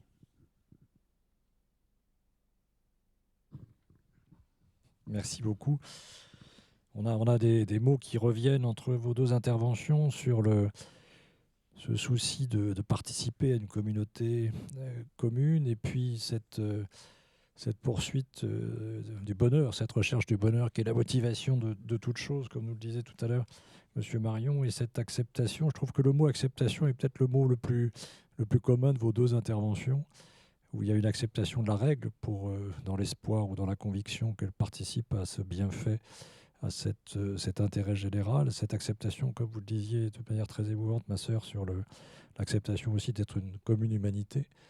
Et finalement, c'est peut-être un mot de transition avec le troisième intervenant, puisque nous passons notre temps sur des réseaux ou sur des services qui nous sont offerts en ligne à accepter. On accepte. Est-ce que vous acceptez les règles? Est-ce que vous acceptez de participer à cette opération? Vous acceptez les règles de la plateforme? Donc Adrien Badevant, qui est avocat, il va nous parler aussi donc de cette loi naturelle dans la jungle numérique. Merci, monsieur le bâtonnier. Alors, si vous l'acceptez, ce soir, je vous propose de parler de Donald Trump. Vous pensiez en avoir fini avec lui, mais nous allons parler de Donald Trump. Peut-être pour revenir, ma sœur, à votre première partie, la métaphore contemporaine de celui qui pense être au-dessus de la loi. Car l'intitulé assez pertinent et à la fois cynique que j'emploie de la soirée de ce soir, c'est bien la question de savoir s'il y a une loi qui existe au-dessus des lois. Et à ma manière également, j'aimerais vous en proposer une déclinaison. Quelle est cette loi qui pourrait être au-dessus des lois? Est-ce la loi non écrite du droit naturel ou est-ce la loi écrite du code juridique? Ou est-ce encore une autre norme qui ne serait pas celle du droit naturel finalement, ni celle du droit positif, qui serait une norme pourtant qui influe sur notre quotidien chaque jour et qui, vous comprendrez pourquoi nous allons bientôt parler de Donald Trump, est le code informatique. Et c'est cette question-là que je vous propose de nous poser collectivement ce soir, c'est: le code informatique est-il au-dessus des lois? Et si oui, le code informatique emprunte-t-il dans son fonctionnement des logiques du droit naturel ou des logiques du droit positif? Et auquel cas, la société mise en données, qui est la société dans laquelle nous vivons aujourd'hui et dans laquelle nous interagissons ce soir, puisque nous sommes peu ici présents et beaucoup, je l'espère, en ligne, finalement, est-ce que cette société qui passe par des interactions, par des interfaces, par des algorithmes, est une société dans laquelle l'état de droit a encore vocation à perdurer? Ou est-ce que c'est une société qui répondra encore à des normes qui obéissent à du droit naturel ou du droit positif? Donc, pour illustrer l'ensemble de ce propos, finalement, je prendrai le parti de décliner deux étapes. La première, celle de savoir avant de savoir si le code informatique relève plutôt du droit naturel ou du droit positif, on va déjà revenir, je pense, sur la description d'un phénomène assez contemporain qui est tout simplement la déjudiciarisation. Et je pense que c'est assez important de revenir là-dessus pour comprendre les caractéristiques aussi de la société dans laquelle nous évoluons aujourd'hui. Je pense qu'on est de moins en moins dans une société judiciaire, dans une société dans laquelle on va pouvoir faire valoir ses droits. On voit déjà le glissement assez important entre le domaine du judiciaire et le domaine de la conformité. On n'arrête pas de parler de compliance. Et du coup, la compliance, oui, bien sûr, parfois vous pouvez la faire valoir devant des tribunaux, mais c'est de plus en plus devant des autorités administratives et de plus en plus par rapport à des lignes directrices. Et donc, on est déjà beaucoup moins dans le droit dur, comme on avait pu l'être il y a quelques années. On est déjà dans un droit qui n'est peut-être pas le même droit aussi contraignant qu'il l'a été. La compliance, la conformité peut être contraignante, mais c'est de plus en plus des lignes directrices qui est à mi-chemin entre le droit et l'éthique. Et donc, pour décrire cette déjudiciarisation, mon premier point, ça serait finalement de revenir sur la triple concurrence que connaît aujourd'hui le code juridique. Et je pense que c'est intéressant de comprendre quelle est la concurrence que subit le code juridique pour comprendre un peu l'évolution de tous ces débats autour du droit positif et du droit naturel. Le code juridique, il subit une première concurrence envers le code juridique lui-même. Je pense que mon confrère Thierry Massis et également le bâtonnier Olivier Cousy, on l'a rappelé, il y a une inflation législative et donc nul n'est censé ignorer la loi et plus personne ne la comprend pourtant. Et donc la première force concurrente du code juridique, c'est le code juridique lui-même. Moi-même, en tant qu'avocat, je connais certaines dispositions législatives, mais très liées aux matières qui sont celles que j'exerce quotidiennement. Et il y a beaucoup de choses, des pans entiers de droit fiscal, social, dont je n'ai strictement aucune idée. Et pourtant, j'ai essayé du moins de faire des études dans un domaine déjà assez spécialisé. Donc, on comprend bien déjà que le code juridique s'auto-menace. La seconde menace, c'est l'éthique. Parce qu'aujourd'hui, vous le voyez bien, vous avez un glissement qui a déjà vu le jour dans tout le domaine autour de la lutte contre la corruption et qui maintenant voit le jour dans le domaine du numérique et de l'intelligence artificielle. Vous avez des grands groupes, notamment, pas que, mais c'est une très bonne illustration, qui parfois refusent d'appliquer le droit national, certains droits nationaux, en disant qu'ils ont eux-mêmes leurs propres règles. Et un exemple très très récent, c'est cette semaine, vous avez Google en Australie qui a dit que peut-être il mettrait en arrêt le moteur de recherche auprès des Australiens si l'Australie continuait à vouloir mettre en œuvre une réforme qui obligerait Google à participer au financement de certains médias.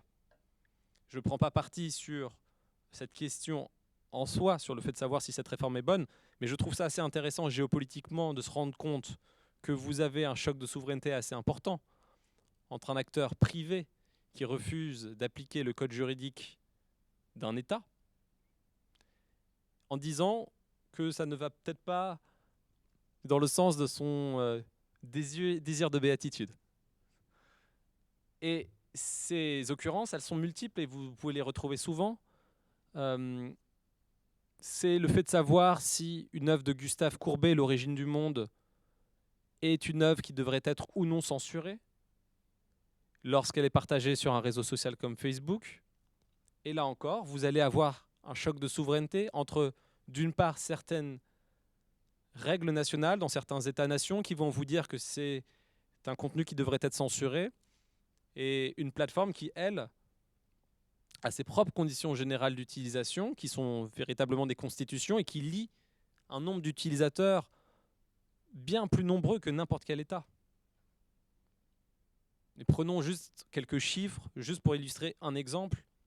Vous avez plus de 2 milliards de personnes sur Facebook et vous avez 350 millions de personnes aux États-Unis. Donc, quand vous avez un choc d'interprétation de règles entre le code informatique de Facebook ou le code éthique de Facebook par rapport au code juridique de l'État, vous avez un rapport de ratio qui est quand même de 3, là, entre 350 millions de personnes et 1 milliard, voire 2 milliards. Enfin, il est souvent dit que c'est 2 milliards, mais il y a aussi beaucoup de bots. Alors ça, ce ne sont pas des sujets de droit, mais ce sont des faux comptes ou des comptes automatisés. Et donc, sur cette triple concurrence que subit le code juridique, vous avez la seconde qui est le code éthique, avec ses chartes éthiques, où on va passer des préceptes qui, malheureusement, l'éthique, vous le savez, présente beaucoup de qualités. Elle permet d'anticiper l'évolution de certaines règles, de réfléchir bien en amont, mais en même temps, elle n'a pas cette force contraignante. Et donc, cela participe aussi à la déjudiciarisation. Et puis, finalement, le sujet que je vous propose de traiter plus particulièrement, c'est la concurrence entre le code informatique et le code juridique. Et cette concurrence, eh bien, ça peut être illustré par Donald Trump. Parce que récemment, vous avez eu ce que certains ont qualifié de destitution numérique. Vous connaissez tous cette polémique qui a surgi après les événements au Capitole, de savoir si Twitter devait ou non conserver le compte sur son réseau social, le compte de l'ancien président des États-Unis, lorsqu'il était encore en exercice. Et donc, vous allez avoir des débats qui sont passionnants. D'une part, parce que les règles applicables dans le réseau social Twitter s'appliquent quels que soient les pays. Parce que les utilisateurs, eh bien, ils adhèrent, là pour le coup, ils ont accepté des conditions générales d'utilisation et donc ils se soumettent aux règles de Twitter. Et on peut se demander si Twitter, du coup, est au-dessus des lois parce que elle va, cette plateforme, pouvoir peut-être, dans certaines configurations, suspendre un compte, retirer un contenu. Et donc, vous voyez tout de suite la concurrence qui s'opère entre le code informatique et le code juridique. Et le code informatique, il vient aussi en concurrence dans des événements beaucoup plus anodins de la vie de tous les jours, parce qu'on s'en remet de manière quasi divine, pour le coup, à ce code-là, pour demander qui on devrait inviter au restaurant ce soir, quel parcours, quel chemin on devrait prendre pour se rendre d'un point A à un point B. On fait même plus confiance à sa propre intuition, finalement. On s'en remet aux algorithmes. Donc, ce que je veux dire, avant de revenir plus dans une deuxième partie, plus particulièrement sur est-ce que le code informatique emprunte des logiques du droit naturel ou du droit positif, c'est qu'il faut déjà comprendre quel est l'état actuel dans la société numérisée dans laquelle nous vivons, quel est l'état actuel du droit naturel et du droit positif. Et donc, il y a le primat d'une nouvelle norme qui concurrence celle que nous connaissons plus traditionnellement et qui est le code informatique. Cela étant dit, maintenant, il faut comprendre est-ce que ça emprunte des logiques et comme vous avez pu déjà très bien les exprimer, je ne reviendrai pas sur des éléments de définition que je n'aurai ni la compétence ni la clarté pour énoncer aussi clairement, mais il y a effectivement une question qui peut être posée de savoir si le code informatique, c'est du droit naturel ou c'est du droit positif. Est-ce que le code informatique, c'est quelque chose qui suit des préceptes en fait généraux qui ont toujours existé? Est-ce que Twitter, la façon dont ils vont dire que la liberté d'expression va être respectée, est-ce que c'est la liberté d'expression telle que le veut le droit naturel, imprescriptible des hommes, ou est-ce que c'est au contraire quelque chose de très positif parce que derrière c'est des codeurs en fait qui codent et puis il y a des chefs d'entreprise qui prennent des décisions, il y a une gouvernance. Alors, il y a plusieurs arguments. Certains vous diront c'est du droit naturel Twitter, c'est du droit naturel le code informatique parce que on a un rapport, encore une fois, quasi mystique, on s'en remet de manière quasi divine à toutes ces logiques informatiques. Et elles réfléchissent pour nous, elles nous disent dans quelle filière doivent être classés les étudiants à l'issue du baccalauréat. On délègue nos prises de décision et toute la question qui se pose actuellement, c'est comment déléguer ces prises de décision sans se déresponsabiliser. Il y a un deuxième argument, et je reviendrai peut-être là-dessus sur ce que vous avez énoncé sur le positum, c'est-à-dire que le droit naturel, au départ, je pense que dans la théorie du droit naturel, il y a aussi une caractéristique, c'est celle de savoir comment vous avez accès au réel, comment vous avez accès à la connaissance. Et selon le droit naturel, les connaissances sont là. Il y a une analogie assez intéressante du coup à faire avec ce qu'on appelle le big data, c'est-à-dire la collecte d'une quantité exponentielle de données et par rapport aussi au positum, c'est-à-dire que dans la société numérique, le code informatique, comment ça fonctionne? C'est des capteurs que vous pouvez avoir dans cette salle, sur votre brosse à dents connectée, sur votre ordinateur, votre smartphone, tout ça c'est des capteurs d'information, ça fait remonter de la data. Derrière, il y a des algorithmes qui ont été codés par des humains ou qui, après, par des logiques auto-apprenantes, processent toute cette information pour vous aider à être un outil d'aide à la décision ou un outil d'aide à l'action. Et le principe même de cette logique de collecte de données, c'est qu'on peut accéder au réel. sans plus l'interpréter. Le réel est déjà là. Et c'est ça qui est assez intéressant, c'est-à-dire que, d'ailleurs, tous les signaux sont... Il n'y a plus de différence entre le fait et le droit. Tout est là. Vous n'avez plus qu'à le mesurer. Et c'est ça qui est assez intéressant avec la logique du code informatique et du big data, c'est-à-dire qu'on est dans une ère de vérité numérique. Vous n'avez plus qu'à mesurer et une interprétation en surgira. Je peux mesurer tout parce que je pars du principe que même les équations humaines sont objectivables parce qu'elles sont mathématiquement modélisables. C'est ça le postulat. Je ne sais pas si c'est facile à suivre ce que j'énonce, mais ce que je veux dire par là, c'est que avec le code informatique, on part du principe qu'on peut comprendre le monde seulement en le mesurant, sans plus l'interpréter. Ce qui est une logique qui pourrait être proche du droit naturel, mais le problème auquel on se confronte quand même, c'est que toutes les équations humaines ne sont pas forcément, toutes les interactions humaines ne sont pas forcément mises en équation mathématiquement. Et qu'est-ce qui se passe dans un état de droit où on doit prendre en compte, lorsqu'on vous parliez des lieux de privation de liberté, on doit prendre en compte les intentions des individus, leurs motifs. Ce ne sont pas seulement des faits. On doit qualifier, par exemple, des infractions pénales par rapport à des éléments, un élément moral,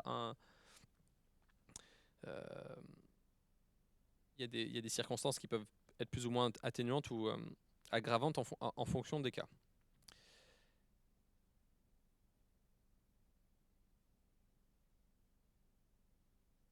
D'autres vous répondront, le code informatique, finalement, si c'est du droit positif, ce n'est pas du tout seulement mesurer le réel, comprendre la vérité qui surgirait des signaux numériques. C'est du droit positif parce que c'est développé par des codeurs. Ils ont les mains dans le cambouis, ils font des choix. D'ailleurs, les codeurs, c'est ça qui est toute la difficulté, c'est qu'ils ont leur propre biais, conscient ou inconscient.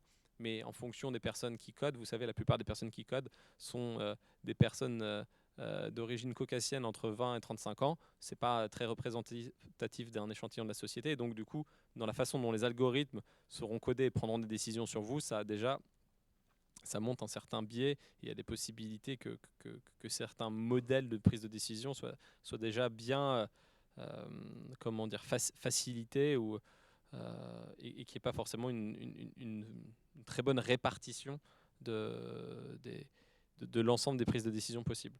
Donc, il y a quelque chose d'éminemment humain, finalement, derrière le code informatique. Ça reste quelque chose qui est lié à des personnes qui ont codé des programmes.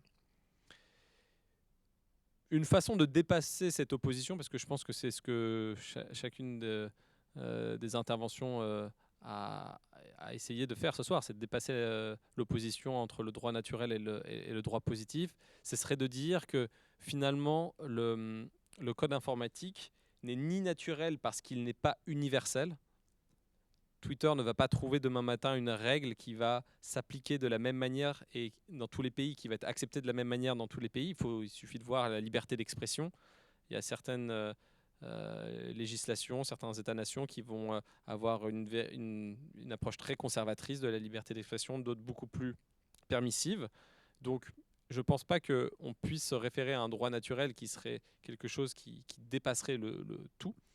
Et en même temps, ce n'est pas non plus complètement un droit positif, parce que la mauvaise nouvelle sur laquelle je vais conclure mon propos, c'est que malheureusement, avec le code informatique, vous n'êtes plus des sujets de droit. Vous n'êtes plus des sujets de droit parce que vous n'êtes plus appréhendés dans votre subjectivité. On mesure les agrégats de traces numériques que vous laissez.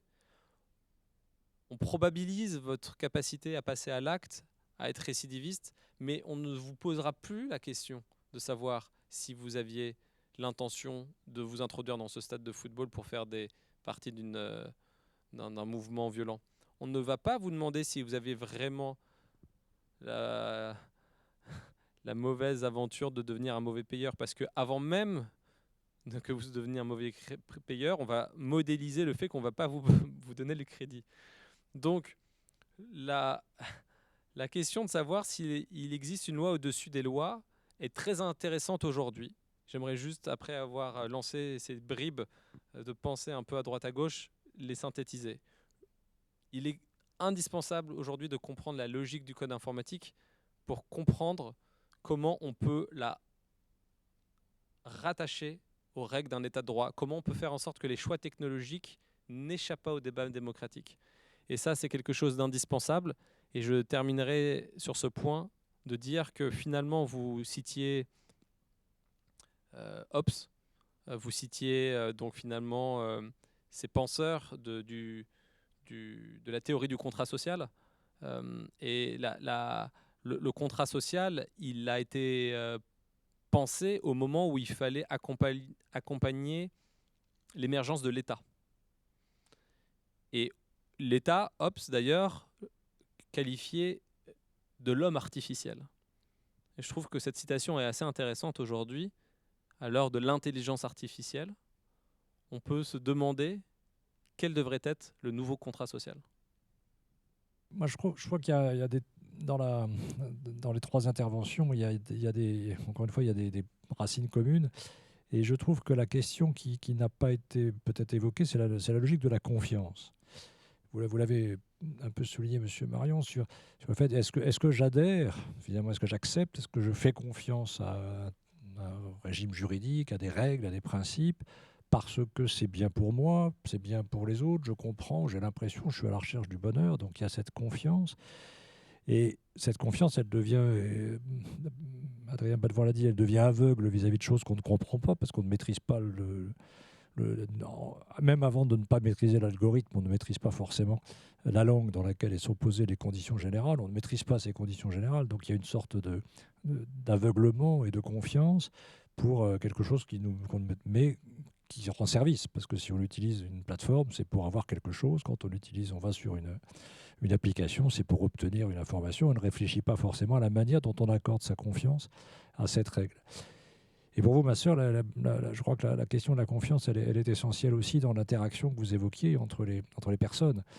Et finalement, est-ce que dans la loi naturelle, c'est une proposition de réflexion, mais est-ce que dans la loi naturelle, ce qui caractérise la relation entre l'individu, la loi, la relation entre les individus eux-mêmes, est-ce que ça n'est pas justement cette capacité à créer de la confiance et la capacité à éventuellement la faire respecter jusqu'à l'hypothèse de l'enfermement? Monsieur Marion, bien sûr. Je voudrais non pas répondre à ces questions qui sont trop difficiles, mais faire quelques remarques sur ce qui a été dit par les deux autres intervenants. La question du code informatique, j'allais dire philosophiquement, c'est assez simple, en ce sens que c'est l'extension du domaine, non pas des luttes, mais l'extension du domaine de l'objectivation. C'est-à-dire les sciences dures, les sciences anciennes, si je puis dire, ont objectivé le domaine matériel. Puis les sciences sociales, puis les sciences humaines ont voulu objectiver le domaine de l'esprit, comme disaient les Allemands, sciences de l'esprit. Simplement, la difficulté, c'est qu'on n'avait pas les moyens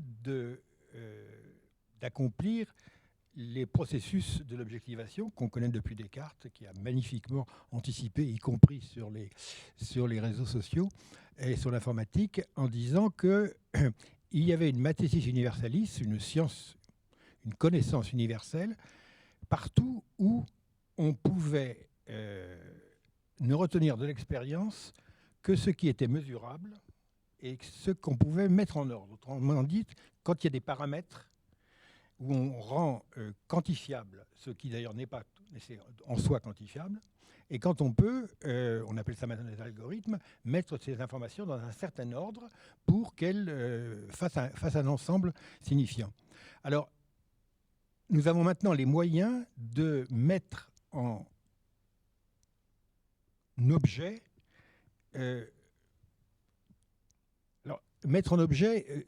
toute chose qu'on appelle d'ailleurs des informations. C'est intéressant.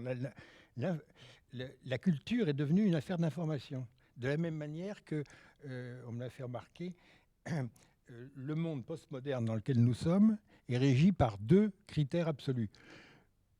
Toute parole peut devenir une information qui peut être codée informatiquement. Il n'y a pas d'exception. Et même la philosophie, la religion, tout. et toute chose matérielle peut entrer dans un conteneur. Tout ce qui n'entre, rien, il n'y a rien, il n'y a aucun objet technique qui n'entre pas dans un conteneur.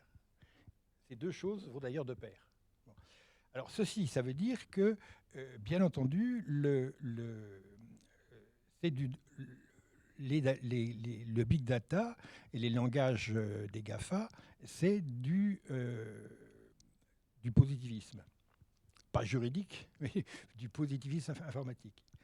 Alors, mais la deuxième remarque, d'ailleurs, vous l'avez dit très bien en conclusion, c'est qu'on peut se demander, et je rejoins ce que disait Madame, de savoir si tout l'humain est néanmoins quantifiable, même avec l'objectivation suprême qui est, du moins suprême en ce moment, qui est le code informatique. Est-ce que l'humain, c'est-à-dire l'intention, la personne, la reconnaissance, la miséricorde, le désir de béatitude, est-ce que cela est quantifiable? Alors moi, je pense que plus on objective chaque individu en tant que consommateur, producteur, en tant que tel contenu idéologique, telle puissance financière, etc., plus on fait cette objectivation, plus on exaspère en face le non-objectivable dans l'individu. Et la révolte croît avec la numérisation. Et moi, je ne crois pas un seul instant que le code informatique va réduire l'humanité. Je pense qu'elle va conduire l'humanité à la révolte. Une révolte, peut-être une révolte pacifique, peut-être une révolte, j'allais dire, du sentiment. Michel Henry appelait ça une révolte de la vie, une révolte de la chair, etc., etc. Une révolte de l'esprit, disait Clavel, je ne sais pas de quoi il faut le dire, mais là, il y a, mais c'est ce que nous constatons, il y a une résistance, si je puis dire, à l'objectivation. Plus l'objectivation avance, plus la résistance augmente. Et ce qui est dangereux dans nos sociétés, c'est de penser que la résistance, c'est-à-dire les perturbations à l'ordre rationnel, peuvent être traitées par cet ordre rationnel lui-même. C'est-à-dire que c'est une meilleure administration, une meilleure objectivation, une meilleure réglementation, un meilleur établissement des normes, etc., qui va faire baisser la tension, alors que c'est exactement l'inverse. Et alors, on le voit dans ce que vous décrivez, c'est-à-dire la loi, quand elle s'applique, délégitime la loi. Et dans les lieux de privation de liberté, où justement c'est là que la loi devrait faire son travail purificateur, elle fait exactement l'inverse. Et je pense que ce qui est à craindre, c'est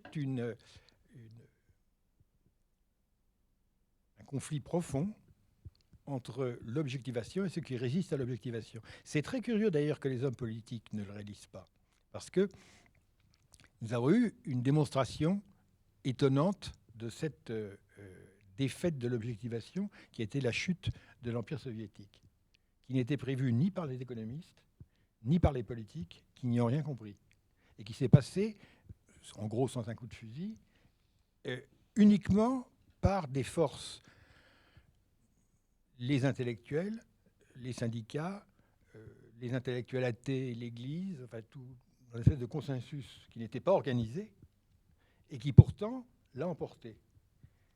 Et les écrivains, moi je suis très frappé de voir à quel point les politiques ne prennent pas au sérieux ce qui n'est pas objectivable, comme si c'était sur les marges. Non, c'est un volcan. Je voudrais rebondir. Alors, à partir de ce que vous venez de dire, le volcan me parle, et je rejoins le mot de confiance que vous introduisiez tout à l'heure.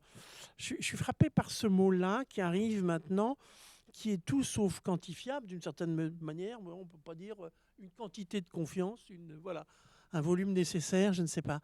J'ai remarqué dans ces lieux de privation de liberté, dans mon cabinet bien sûr, dans toute relation humaine, la confiance, la vraie, celle qui va permettre qu'effectivement la parole dite et la parole reçue, ça circule sans méfiance, ou le moins de méfiance possible. Dans les prisons, c'est incroyable comme un surveillant qui a réussi à avoir, j'allais dire, des relations de confiance avec un certain nombre de personnes détenues, va obtenir quelque chose, j'allais dire, sur le plan relationnel, sur le plan même de l'expansion d'une humanité pour chacun, mais considérable. Alors que d'autres qui vont appliquer la loi de manière stricte ou, comme je le disais, se croyant des petits chefs, etc., ne vont rien obtenir du tout. C'est quand même invraisemblable, parce que ça, c'est pas quantifiable. Qu'est-ce qui se passe là? Alors, on est sur quelque chose qui, je crois, est un... Bon, alors, il y a le fameux slogan de Darty, mais auquel, finalement, on peut croire quand même quelque chose. Il y a un contrat de confiance. Et moi, je vois bien, quand mes patients me disent, au bout d'un moment, mais finalement, cette confiance dont il s'agit, il faut que j'apprenne à vous faire confiance et à me faire confiance dans la parole que je vais vous dire. Et s'il n'y a pas ça, rien ne va se passer. Et c'est très étonnant quand même ça. Et c'est pour ça que je trouve vraiment intéressant que vous ayez introduit ce mot-là. Et je trouve étonnant d'ailleurs que je ne l'ai pas cité, alors qu'il m'habite beaucoup. Bon, mais voilà. Et je me dis, là, on est sur quelque chose de non quantifiable, mais qui fait que peut-être le lien entre ces deux droits dont on parle là, hein, et qui fait le point de bascule, et qui est vraiment, alors là, je dirais à la portée de tous, mais qui est un vrai risque. Un vrai risque là. Oui, mais il y a un moment intéressant dans la littérature moderne, c'est Hugo. Pour illustrer ce que vous dites, Les Misérables sont justement une description naïve en un sens, mais paradigmatique, entre une logique de la confiance qui est Valjean, et puis la logique de la loi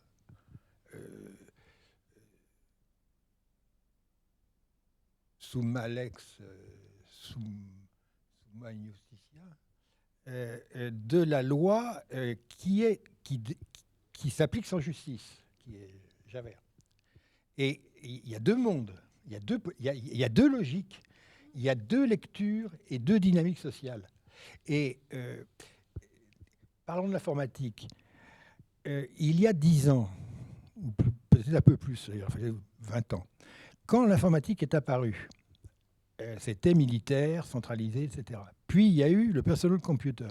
À ce moment-là, tous les hippies ont dit, c'est le moment anarchique, c'est le moment de la liberté individuelle, c'est le moment de l'autonomie, c'est le moment de la libération de la parole. Et puis maintenant, nous savons que ça n'est pas le cas. On voit très bien que le même outil technique peut jouer pour la confiance ou pour la défiance. Et la question de la Troisième République, comment la Troisième République s'est-elle imposée? Intéressant, parce que les républicains n'étaient pas majoritaires en 77. Ça s'est imposé parce qu'ils ont eu la confiance des bourgeois,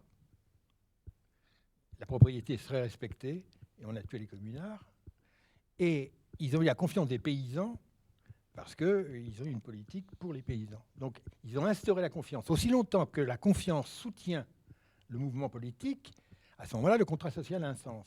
À partir du moment où la confiance n'existe, c'est-à-dire ce qui n'est pas quantifiable, ce qui n'est pas mesurable dans la société, dans une société de données, vous pouvez faire toutes les réformes que vous voulez, elles ne fonctionnent pas. C'est ce qui s'est passé dans la Troisième République. Il y a une période de confiance, puis une période de non-confiance. Et le déficit de confiance est fondamental. Et ce n'est pas une question de slogan, de communication, d'éléments de langage. C'est tout autre chose. Et il faut du talent pour la confiance. Et le premier talent, c'est d'être cru. C'est-à-dire, si on veut inspirer la confiance, il faut justement l'attendre et la demander. Il faut la mériter. Et là, on entre dans la réalité, c'est-à-dire dans ce qui relève non pas du droit naturel, mais ce qui relève le même rapport entre la norme et la justice. Il y a la Constitution et la confiance. Dans les deux questions qui ont été posées, finalement, c'était quelles sont les conditions pour établir de la confiance et est-ce qu'on peut tout quantifier? Enfin, c'est ça que je retiens comme fil conducteur de notre échange. Et je pense que ces deux questions supposent qu'on réinvente des nouvelles formes de gouvernance de manière contemporaine. C'est là où je parlais de nouveau contrat social. Et aussi qu'on étudie les enjeux éthiques inédits qui sont soulevés par ces questions. Et je voudrais, pour illustrer la question de la confiance et de la quantification, prendre deux courtes illustrations. Sur la confiance, ce qui est très intéressant pour boucler sur M. Donald Trump, c'est que comment aujourd'hui Facebook décide de statuer sur le fait de savoir si certains propos vont devoir rester sur sa plateforme, c'est en créant une Cour suprême. Donc vous avez un acteur privé qui crée une Cour suprême. C'est très intéressant parce que ça pose la question de savoir si vous faites davantage confiance en Facebook par soi-même ou Facebook a, de manière très proactive et de manière assez lucide, anticipée, et a constitué une Cour suprême qui est constituée de représentants. Donc c'est une forme très novatrice de gouvernance, de représentants de ces utilisateurs, etc., qui vont pouvoir statuer sur des questions, encore une fois, de liberté d'expression, de censure, de droit à l'oubli, de plein de choses. Donc c'est assez intéressant, pour revenir à votre question, Olivier Cousy, sur le fait de savoir où est-ce qu'on met le curseur et à qui on va demain avoir ce contrat social. Est-ce qu'on fait un contrat social avec une entreprise privée? Quelles sont ces nouvelles formes de gouvernance? Et pour revenir sur la quantification, je pense que ça aussi, c'est une question de confiance, parce que est-ce qu'on s'en remet aux mesures faites par des algorithmes qui sont plus que des supercalculatrices, parce qu'elles mesurent beaucoup plus vite que ce que nous, on va pouvoir faire en nos années d'existence. Donc ça nous dépasse. L'algorithmie, c'est l'aboutissement de la statistique, c'est-à-dire ça permet de mettre de l'ordre dans des choses qui dépassent l'humain, qui est caractérisé par sa finitude. Donc là encore, il y a une question de confiance sur est-ce qu'on va pouvoir tout quantifier. Et vous parliez de littérature moderne. Alors je finirai juste par une référence de littérature, je ne sais pas comment on dit après moderne, contemporaine, avec Romain Gary, qui a écrit un livre très intéressant, je ne sais pas si vous le connaissez, qui s'appelle Charge d'âme. Et Charge d'âme, c'est un pitch très très contemporain, c'est-à-dire qu'en fait, quand les personnes meurent, la question est de savoir si on peut capter leurs âmes pour venir alimenter des machines. Alors donc certaines personnes se voient capter leurs âmes pour alimenter une ampoule, d'autres une tondeuse. Et donc ça pose des questions éthiques pour savoir si après on va avoir avec suffisamment d'âmes la possibilité d'alimenter. C'est toute la question pendant... donc là on en revient sur le soviétisme, et par rapport à l'alimentation du nucléaire, d'armes de dissuasion massive. Et je trouve ça fabuleux comme analogie avec ce qui se passe aujourd'hui. Je pense qu'on ne peut pas quantifier tous les aspects de l'âme, et je pense que les questions que se pose Romain Gary par rapport à la charge d'âme et le nucléaire, c'est les questions éthiques qu'on doit se poser aujourd'hui par rapport à, une fois qu'on a capté tous les agrégats de données, qu'est-ce qui nous reste de notre âme à nous, et est-ce que c'est quelque chose qu'on peut mettre en équation? Une simple remarque à propos du contrat social. Ce qui est intéressant, c'est que le théoricien par excellence du contrat social, Rousseau, admet très bien qu'il n'y a jamais eu, et Hobbes le dit déjà aussi, il n'y a jamais eu aucun contrat social réel. C'est-à-dire le contrat social, c'est toujours quelque chose qui est validé après coup, mais qui n'a jamais eu lieu.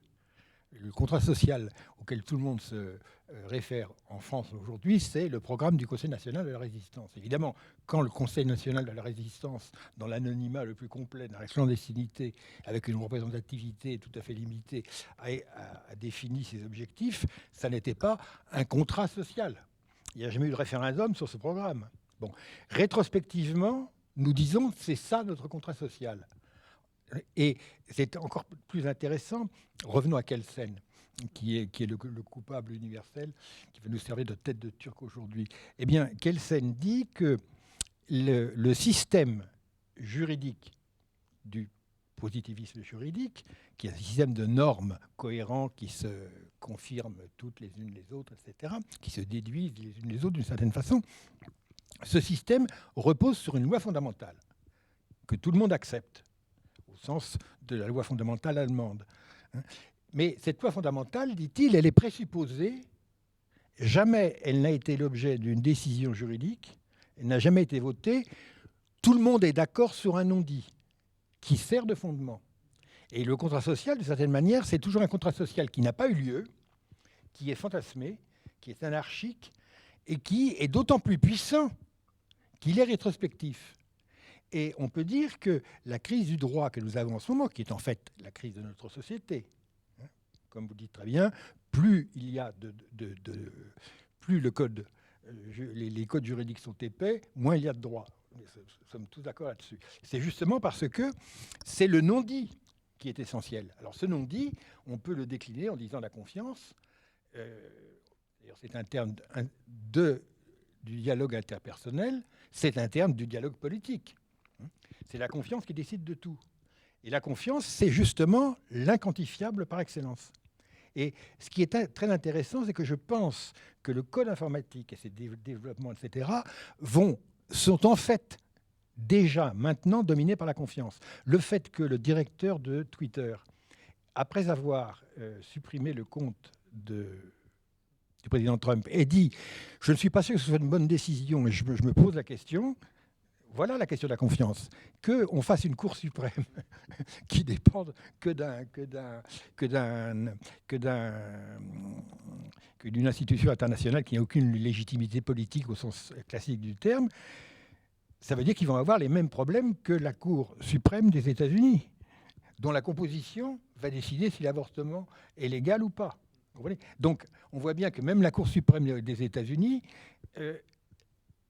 on peut, jusqu'ici, elle a gardé la confiance du peuple américain. C'est pas du tout certain que ça dure éternellement, puisque les nominations sont évidemment orientées politiquement. Donc, est-ce qu'elle va d'un seul coup garder le miracle d'inspirer la confiance ? Donc, la question de la confiance, à mon avis, est hors des portées, disons, du droit positif. Et juste une toute petite note de bas de page. Je crois quelques mots. Je crois que le père Jean-Baptiste Arnaud est dans la salle. T'as encore 3 minutes et après on passera la parole pour une conclusion. Merci, pardon. Ma note de bas de page en 5 secondes, c'est qu'il y a un lien entre quantification et confiance qui est étymologique, sémantique et qui n'est pas neutre. C'est qu'en statistique, on parle d'intervalle de confiance. Donc, c'est-à-dire qu'on essaye de quantifier la confiance. On parle de chance de probabilité, de chance de... Et d'ailleurs, vous savez bien que l'école normale supérieure en France, ça vient tout ça de ces réflexions sur la loi normale. La loi normale, c'était à l'époque de l'astronome belge Adolphe Ketley. C'était le but, c'est la loi normale, c'est parce que le but, la norme, c'est la moyenne, c'est l'objectif. Et tout ce qui est l'écart doit être quelque chose mis de côté. Donc, on voit bien qu'il y a un lien entre quantification et confiance. Vous devez faire, si vous êtes normal, vous devez être dans la norme de la loi normale et pas au-delà des intervalles de confiance. Écoutez, je suis qualifié pour dire du mal de l'école normale. Justement, c'était le lieu, c'est ce qui faisait son intérêt, de la non-normalité. Mais peut-être que maintenant, elle est devenue normale. Non, la confiance n'est pas quantifiable et ceux qui voudront la quantifier, comme disait le général de Gaulle, je leur souhaite bien du plaisir. Je voudrais juste dire que la confiance, c'est confiare, c'est avoir foi avec. Et c'est donc une réciprocité. Et ça, le droit, là, voilà, il le suppose, mais c'est tout. Voilà, au mieux. Merci beaucoup de ces débats. Et donc, nous cédons la parole, mon père, pour le mot de la fin. Oui, ce sera très rapide. Merci beaucoup à tous nos intervenants pour la qualité de cette soirée. Merci de nous avoir suivis. Nous nous retrouvons la semaine prochaine pour la 2e conférence de notre cycle qui sera donc à 19h30, mercredi 3 février, sur le sujet, cette fois, de l'incidence du droit naturel sur la personne humaine. Et nous aurons la joie d'accueillir Dany Cohen, Marie de Henzel et Monseigneur Michel Aupetit. Et d'ici là, retrouvez-nous sur le site du Collège des Bernardins et sur tous les réseaux sociaux.